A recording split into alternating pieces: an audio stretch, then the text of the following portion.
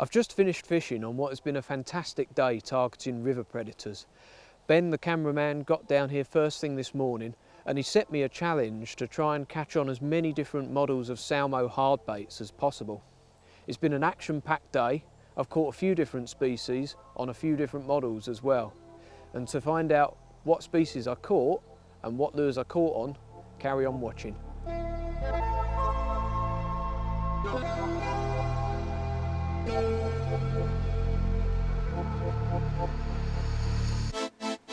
Here we go. Oh, that's a nice perch. Don't want to let it get in that snag. Oops.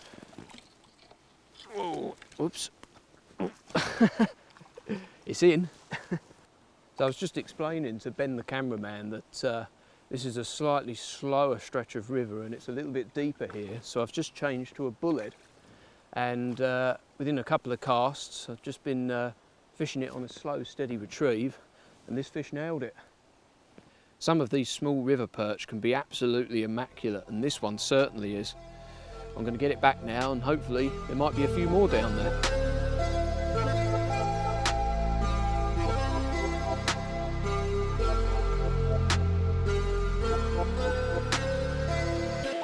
In again. Oops.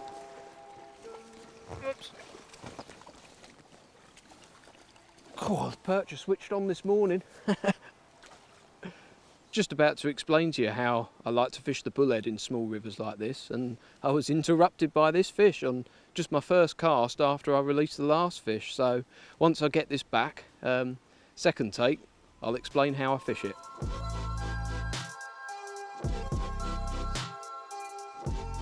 Small rivers like the one we're fishing today are the perfect environment for bullheads, and one of my favourite Salmo crankbaits to use on small rivers like this one is the bullhead. So there's a few different sizes and diving depths available in the range. I'll start with the smaller models. So these are both 4 centimetres. There's a shallow diving model and a slightly deeper diving model, which I've been using today, as the depths of the river here are around about 6 to 7 foot, and this is just very lightly tapping the bottom, so it's getting down to the perfect depth where the perch are likely to be. On slightly larger rivers, I find myself using the 6 centimetre model a little bit more often. So again, there's a shallow and a deep diving model. The deep diver runs to around about 12 foot, especially when fished on a light, fine braid. So it really gets down deep and is ideal for fishing deep pools where you're likely to find perch, chub and zander.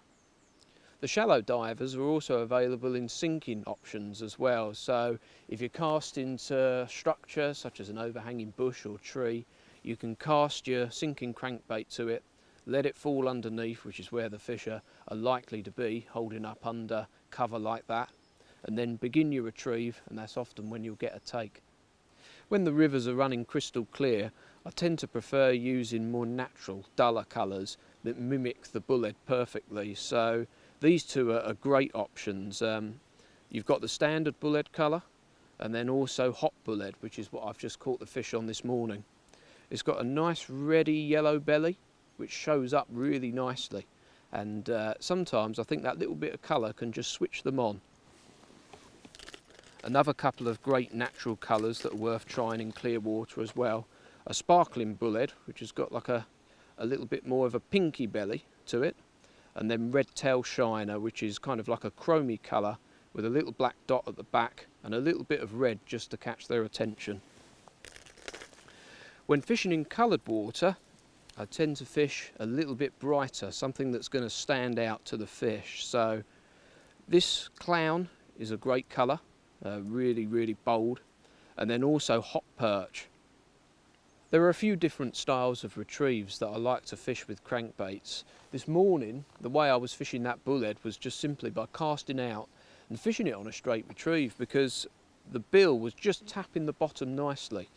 And when it taps the bottom like that, it actually adds more action to the lure. It sort of makes it dart in irregular directions, which can actually switch the fish on. And it was just on a straight retrieve like that that both of those perch took the lure. So I've had a few casts with the bullhead in this swim and caught a couple of perch, and I think there's a good chance that there's probably some more fish down there as well. So what I've decided to do is change lures and fish a crankbait with a slightly different retrieve. So I've changed to the slick stick, and I'm going to fish it more on a twitch and pause retrieve, so a little bit slower. And with this kind of lure, there's a very good chance that if a fish takes, it will be on the pause. So I'm going to give this a few casts now.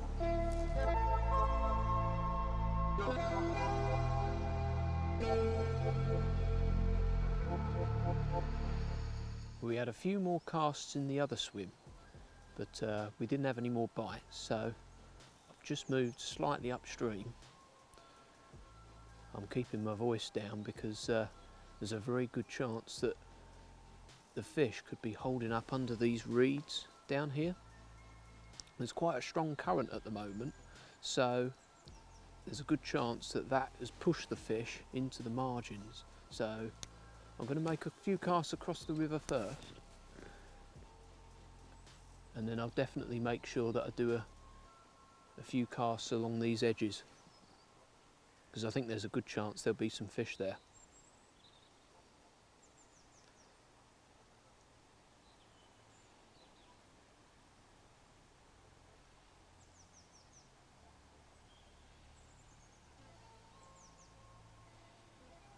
Yeah, here we go.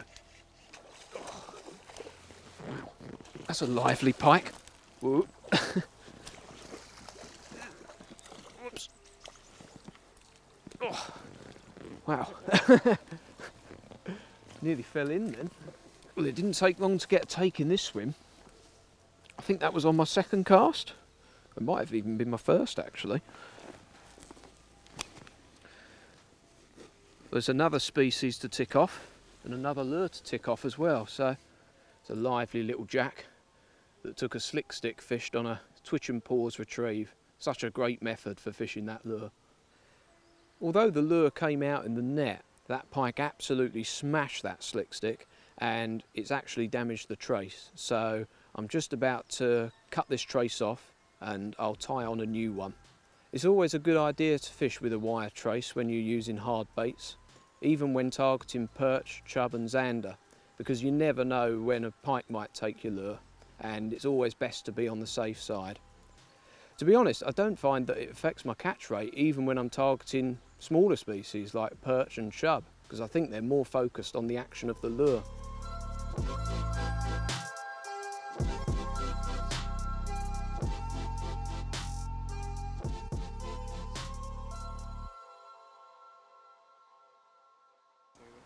Oh, just had a big perch follow me in.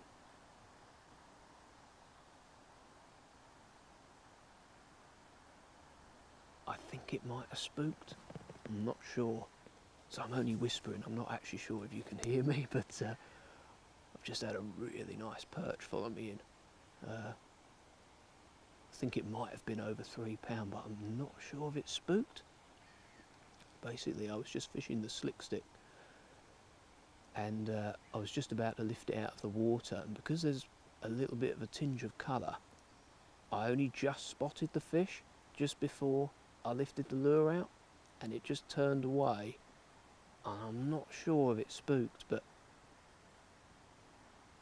if there would have been a little bit more visibility,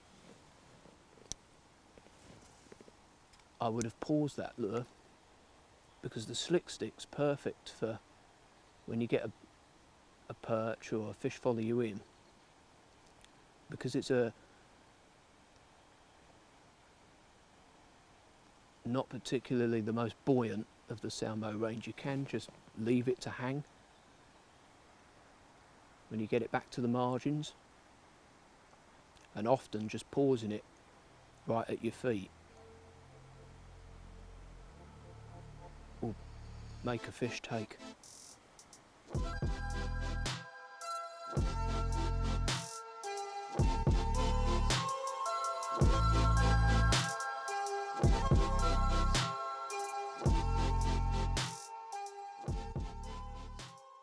The slick stick is one of my favourite lures to fish when the water temperatures are really cool. In the winter months, bait fish tend to congregate into tight shoals, and if you can find those shoals, fishing the slick stick in and around them on a twitch and pause retrieve can work really effectively for all predators. Although the lure is floating, it's not the most buoyant of the Salmo lures, so it actually just hangs really nicely. So often the way I fish at this time of year with the slick stick is I'll cast out, just give it 2 or 3 turns just to get it down to the required diving depth, and then just pause it for 2 or 3 seconds and then just draw the rod to the side. You can almost feel the lure kick just 3 or 4 times. You don't need to impart too much movement into it, it's just literally to get it to flash. And that is perfectly represented an injured bait fish, and it's an easy meal. Most of the colours in the range are fairly natural, so I caught that pike earlier on the real bleak colour, but we've also got some holographic colours as well, such as holographic stickleback, holographic brown trout, and a few other very natural colours in the range too.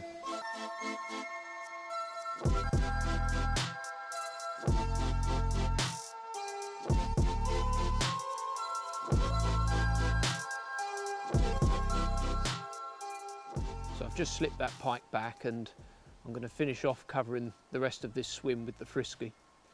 The reason I changed was because this is quite a deep little pool here, and the Frisky dives fractionally deeper than the 4.5 centimetre hornet, and it's got a fantastic wriggling action as well, the kind of action that can just switch fish on. So it's tapping the bottom really nicely at the moment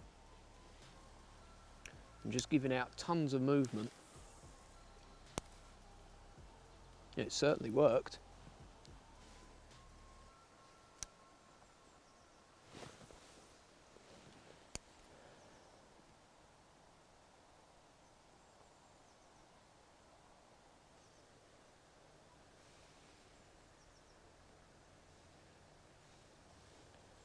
Oh, that's a nice fish.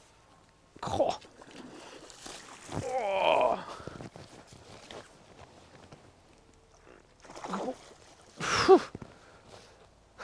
Only just fits in the net. This fish actually made me jump when it took the lure. I might have mentioned earlier on that I'm going to pay particular attention today to casting along the margins, because there's quite a strong current and it's likely to have pushed bait fish and the predators into the slack water.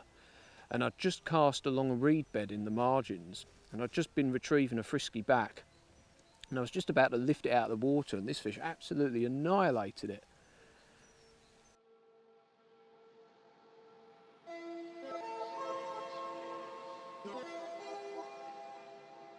There are a couple of different models of jointed crankbaits in the Salmo range, and the one I've been using this morning is the Frisky, which has got a slightly deeper body, almost resembling a roach, whereas the other models, the Fanatic and the Pike, are a bit more streamlined and resemble the shape of a minnow or a small pike, for example. There are 2 different sizes in the Frisky range. There's a 5 centimetre deep runner, which I've been using this morning, that dives to around about 6 foot, and then you have the 7 centimetre Friskies. There's a shallow runner which dives to around about 3.5 to 4 foot, and then a deep runner which dives to around about 7 foot. So you're covering 2 different areas of the water column. Because of the clarity of the water, I've mainly been using natural colours today of all crankbaits, and the colour I chose when I clicked on the Frisky this morning was real dace, but another one to bear in mind for fishing in clear water conditions is silver blue orange. Jointed crankbaits can be especially effective when fishing in coloured water as well, because of the amount of movement they produce. So fishing a bright colour such as real hot perch or hot tiger can be especially effective. They haven't got rattles, but when the back of the lure swims from side to side, it almost makes like a clicking sound, which gives off noise and is added attraction really for the predators, especially when fishing in murky water. So now that I've caught a couple of fish on the Frisky, I think it's time to change lures again, and I think I'm going to try the butcher next.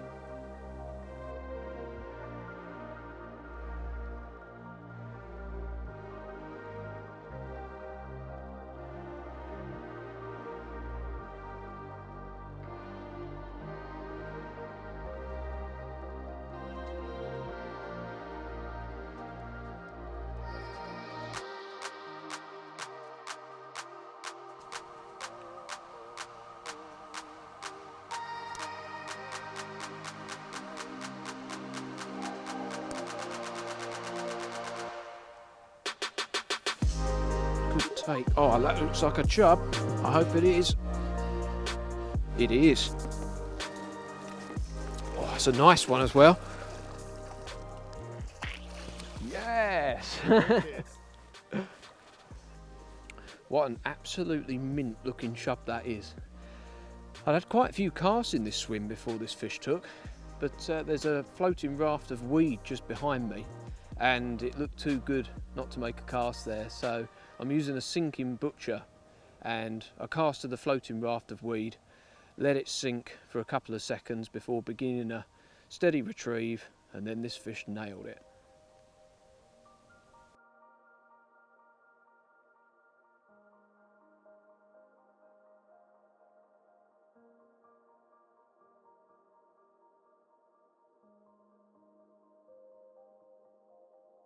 I just caught that fantastic looking chub on a butcher, which is one of the smaller crankbaits in the Salmo range.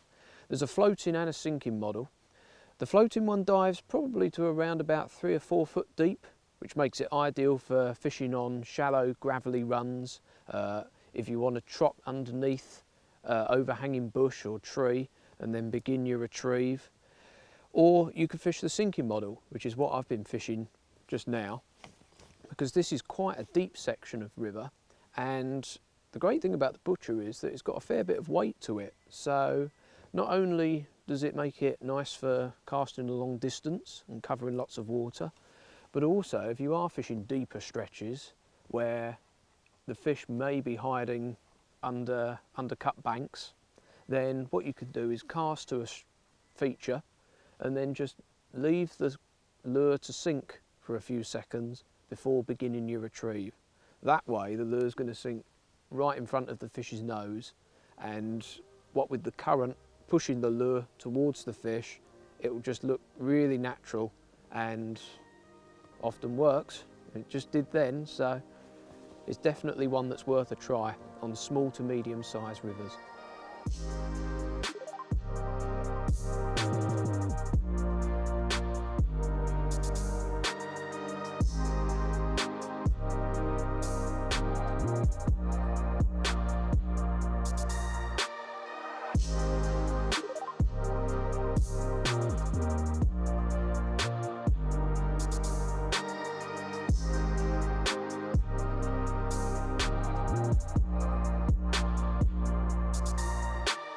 So far today I've managed to catch on 4 different models in the Salmo range. The first 2 fish, both perch, were caught on the bullhead. Then I caught a jack on the slick stick, then a couple more pike on the Frisky, and then I just caught that stunning chub further upstream on a butcher. And I really want to try and make it to catching on 5 different lures in the Salmo range today, so I'm going to try and catch a fish on the Executor.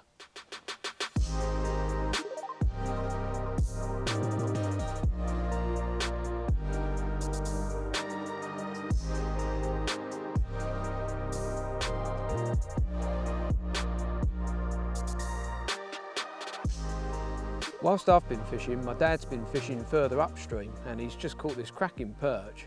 We've just measured it and it was 41 centimetres. And what did you catch it on? An Executor, 5 centimetre Executor. And how were you fishing it? I was just fishing it across that shallow river there, just cast across. Just fishing it across that sort of gravel. And yeah, and that's the bigger one, isn't it? That's the 9 centimetre. Oh, it's the 9 centimetres, sorry. Yeah, yeah. If that's the biggest perch of the day, you're going to be rubbing that in my face on the journey home, I think.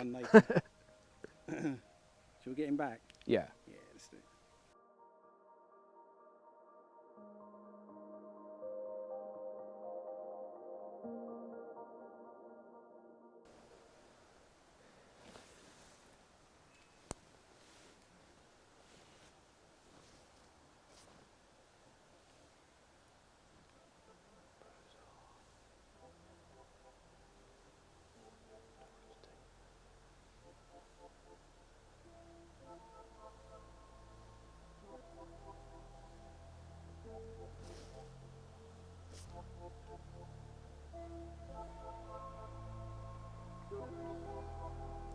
Yep.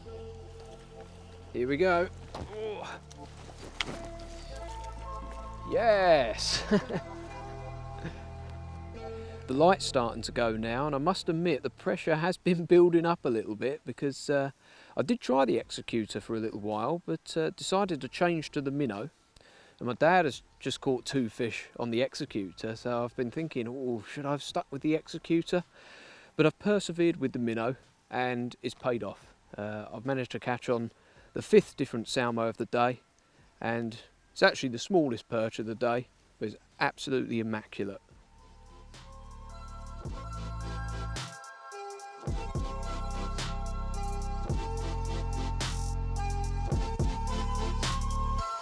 I've just put back my last fish of the day, which was caught on the Minnow. It's one of the oldest lures in the Salmo range, and it perfectly resembles one of the main prey items that you find in small rivers like this one. There are 2 different sizes in the range. There's a 5 and 7 centimetre model, and there are floating and sinking options as well, available in a wide variety of colours. Because the light's going a little bit now, I was using a fairly bright colour that stands out nicely, because the water's got a little bit of a tinge of colour, but there are a mixture of natural and bright colours to choose from.